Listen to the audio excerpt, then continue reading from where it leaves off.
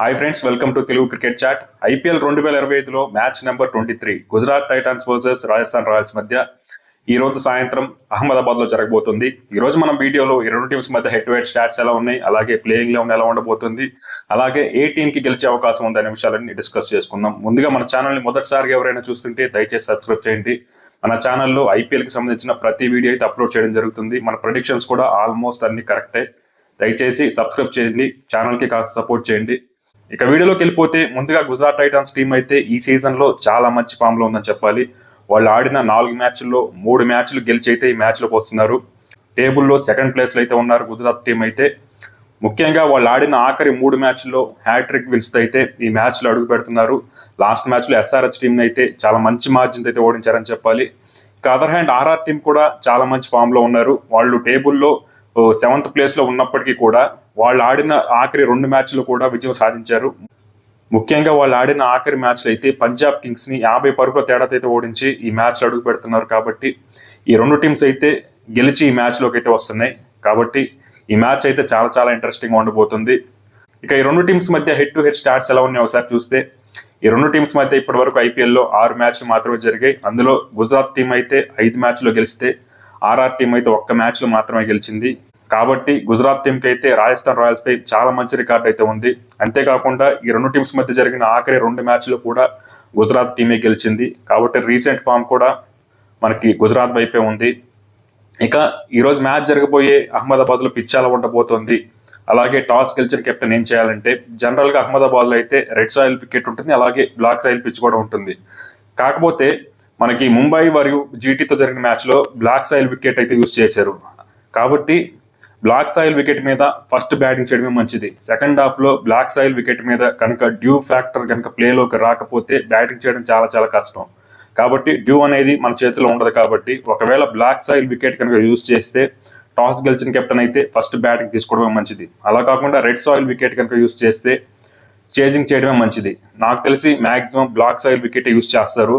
Last మ్యాచ్లో black soil wicket use చేసే Gujarat team అయితే ముంబై ఇండియన్స్ అయితే ఓడించిందని చెప్పాలి. కాబట్టి బ్లాక్ సాయిల్ వికెట్ని యూజ్ చేస్తారు. టాస్ గెలిచిన కెప్టెన్ అయితే ఫస్ట్ బ్యాటింగ్ చేస్తేనే మంచిది. అంతేకాకుండా ఈ సీజన్లో ఈ గ్రౌండ్లో జరిగిన 2 మ్యాచ్లో కూడా ఫస్ట్ బ్యాటింగ్ చేసిన టీమే గెలిచింది. కాబట్టి ఈ రీజన్ కూడా కన్సిడరేషన్లోకి తీసుకొని టాస్ గెలిచిన కెప్టెన్ అయితే ఫస్ట్ బ్యాటింగ్ తీసుకుంటేనే మంచిది.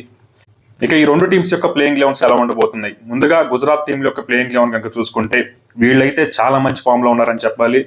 వాళ్ళు బ్యాటింగ్ ఇటు బౌలింగ్లో కూడా అద్భుతంగా రాణించారు ఇప్పటి వరకు. ముఖ్యంగా శుభ్మన్ గిల్ అయితే చాలా మంచిగా బ్యాటింగ్ చేస్తున్నాడు. తను లాస్ట్ వరకు గ్రీజ్లో నిలబడి మ్యాచ్ని అయితే ఫినిష్ చేసి వెళ్తున్నాడు. At the same time Jos Buttler మరియు సాయి సుదర్శన్ కూడా చాలా మంచి ఫామ్లో ఉన్నారు. ఇక బౌలింగ్ అయితే చెప్పక్కర్లేదు, మహమ్మద్ సిరాజ్ అయితే అద్భుతం చేస్తున్నాడని చెప్పాలి.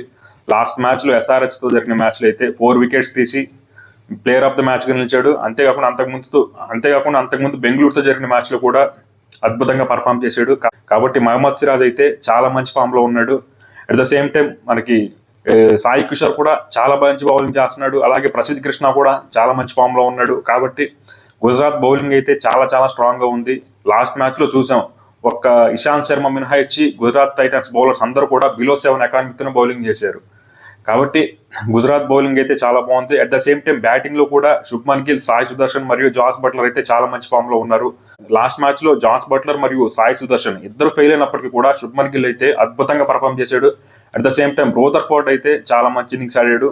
మరీ ముఖ్యంగా లాస్ట్ మ్యాచ్లో మనకి వాషింగ్టన్ సుందర్ అయితే తీసుకొచ్చారు ఇంపాక్ట్ ప్లేయర్గా. తనైతే చాలా మంచి బ్యాటింగ్ చేశాడు, చాలా మంచి స్ట్రైక్ రేట్ ఆడాడు. కాబట్టి ఈ మ్యాచ్లో కూడా వాషింగ్టన్ సుందర్ని కంటిన్యూ చేస్తారు. అట్ ద సేమ్ టైం మనకి రవాడా ఈ టీంలోకి వస్తాడా లేదంటే తన విషయంలో అయితే ఇంకా ఎలాంటి క్లారిటీ అయితే లేదు. మేబీ తను ఈ మ్యాచ్లో కూడా ఆడకపోవచ్చు. తను ఇంకా ఇండియాకి వచ్చాడో లేదో తెలియదు. రవాడా లేనప్పటికీ కూడా వీళ్ళ బౌలింగ్ అయితే చాలా బాగుంది, బ్యాటింగ్ కూడా బాగానే ఉంది. కాబట్టి గుజరాత్ టీం అయితే కంప్లీట్ యూనిట్గా చాలా బాగుందని చెప్పాలి. ఇక ఈరోజు మ్యాచ్లో గుజరాత్ టైటన్స్ యొక్క లైక్లీ ప్లేయింగ్ లెవెన్ విషయానికి వస్తే శుభ్మన్ గిల్ మరియు సాయి సుదర్శన్ అయితే ఓపెన్ చేస్తారు. నెంబర్ 3లో జాస్ బట్లర్, నెంబర్ 4లో వాషింగ్టన్ సుందర్, నెంబర్ 5లో రూదర్ఫోర్డ్, నెంబర్ 6లో షారుఖ్ ఖాన్, నెంబర్ 7లో రాహుల్ తివాటియా, నెంబర్ 8లో రషీద్ ఖాన్, నెంబర్ 9లో సాయి కిషోర్, నెంబర్ 10లో మహమ్మద్ సిరాజ్, నెంబర్ 11లో ప్రసిద్ధ్ కృష్ణ అయితే టీంలోకి వస్తారు. ఇంకా ఇంపాక్ట్ ప్లేయర్గా లాస్ట్ మ్యాచ్లో అయితే ఇషాంత్ శర్మ అయితే కాస్త రన్స్కి వెళ్ళిపోయాడు. ఒకవేళ ఇంకొక అవకాశం ఇచ్చి తన్నే కంటిన్యూ చేయాలనుకుంటే, ఎందుకంటే తనకి ఎక్స్పీరియన్స్ ఉంది కాబట్టి ఇషాంత్ శర్మతోనే వెళ్దాం అనుకుంటే వెళ్తారు, లేదంటే తన ప్లేస్లో అర్షద్ ఖాన్ అయితే తీసుకొచ్చే అవకాశం అయితే ఉంది. మరి చూడాలి వీళ్ళు ఎలా వెళ్తారు. ఇక అదర్ హ్యాండ్ ఆర్ఆర్ టీం విషయానికి వస్తే వీళ్ళు కూడా ఫస్ట్ 2 మ్యాచ్లు ఓడిపోయినప్పటికీ కూడా లాస్ట్ 2 మ్యాచ్లు అద్భుతంగా పర్ఫామ్ చేశారు. మరీ ముఖ్యంగా లాస్ట్ మ్యాచ్లో పంజాబ్ లాంటి ఒక స్ట్రాంగ్ టీంని ఆల్మోస్ట్ 50 రన్స్ తేడాదైతే ఓడించారు కాబట్టి వీళ్ళకి కాన్ఫిడెన్స్ అయితే ఖచ్చితంగా హై ఆన్ అయితే ఉంటుంది.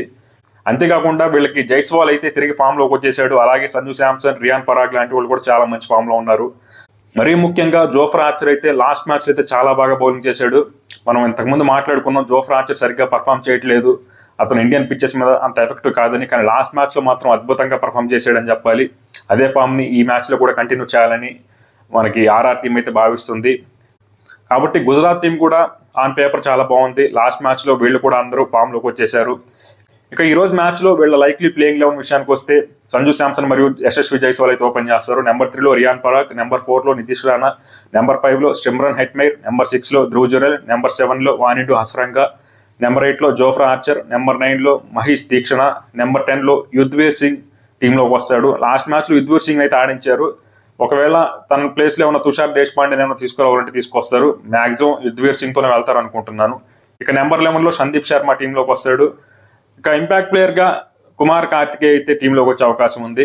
కాబట్టి మనకి ఆర్ఆర్ టీం కూడా ఆన్ పేపర్ కొన్ని ప్రాబ్లమ్స్ ఉన్నప్పటికీ బౌలింగ్లో ఓవరాల్గా చూసుకుంటే వాళ్ళు లాస్ట్ మ్యాచ్లో చాలా మంచి విక్టరీ కొట్టారు కాబట్టి వాళ్ళు కూడా ఆ కాన్ఫిడెన్స్తో ఈ మ్యాచ్లో అడుగు పెడతారు.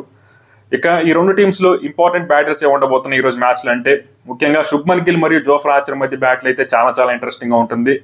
అలాగే మనకి Jos Buttler versus Sandeep Sharma battle కూడా ఇంట్రెస్టింగ్గా ఉంటుంది. అలాగే మహమ్మద్ సిరాజ్ వర్సెస్ యశస్వి జైస్వాల్ ఈ బ్యాటిల్ అయితే చాలా ఇంట్రెస్టింగ్గా ఉంటుంది. అలాగే ప్రసిద్ధ్ కృష్ణ వర్సెస్ సంజు శాంసన్ ఈ బ్యాటిల్ కూడా ఇంట్రెస్టింగ్గా ఉండబోతుంది.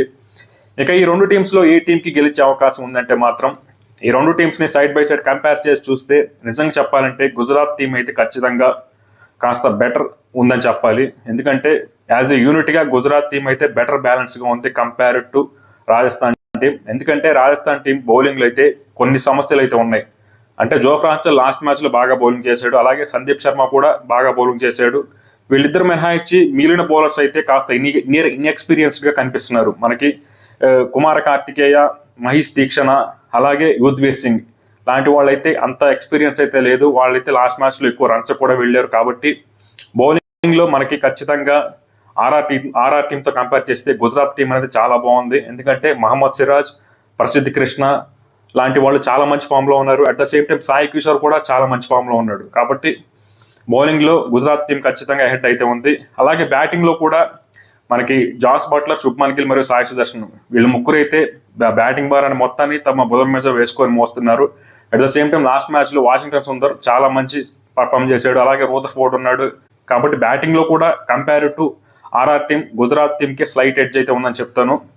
కాబట్టి ఓవరాల్గా కూడా ఈ 2 టీమ్స్లో ఏ టీంకి కాస్త గెలిచే అవకాశం ఉందంటే మాత్రం గుజరాత్ టైటన్స్ టీంకి స్లైట్ ఎడ్జ్ అయితే ఉందని అనిపిస్తుంది.